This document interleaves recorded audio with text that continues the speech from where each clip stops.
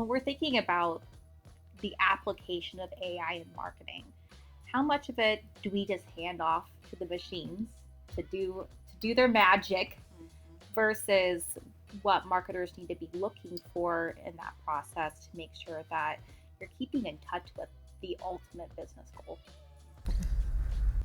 Yeah, it's symbiotic, right? We want to work with the machines, not for or there's different pieces of things that we do give it, and I think to some degree they make themselves apparent. So repeatable activities, things that you find yourself making the same sort of decision over and over. Those are great, kind of when we're talking about AI and machine learning. Those are where you apply it. Like, how much should I?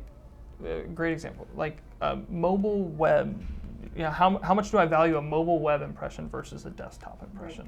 I can pull 1 billion rows in Excel.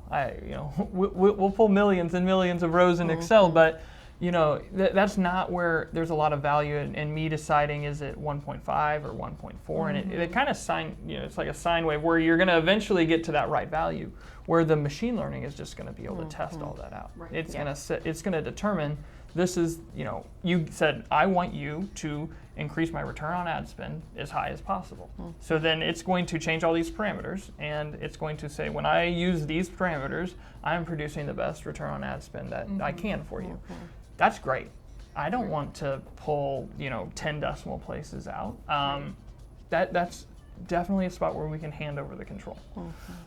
When we're talking about, that's full control. Then there's some of these symbiotic, like I want to work with you, where we can run things like overlap reports, where there might be 100,000 different audience segments or 100,000 different publishers that we can run on, and we can use the machines to say, give me a list of 1,000 that I should use, 1,000 publishers that I should run on. So that's where you can use a machine to crunch a large amount of data. So there's kind of that middle area, but there's really still.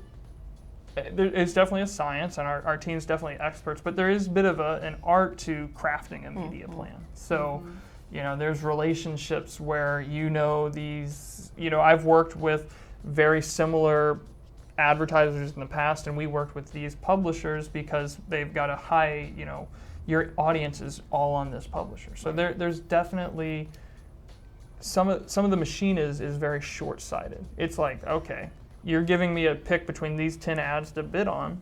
I want to pick these 3. Well, that's, it's worried about the next 0.1 seconds, where we've got a whole team of strategists where we're thinking, 3-5 years from now, how does what we're doing today impact our overall favorability in the market, which isn't going to have any return. You're not going to see any ROI on that for 3-5 years. So that's where a good media plan is important, and chasing attribution can be very dangerous. Well, and I think the other part about the human, there's still feelings behind your decisions, right? The brands that you decide to ultimately purchase with, there are feelings that can't be captured by AI, right? There are some people that like a certain dog photo more than a different dog photo. That's not something that can be consistent across all people.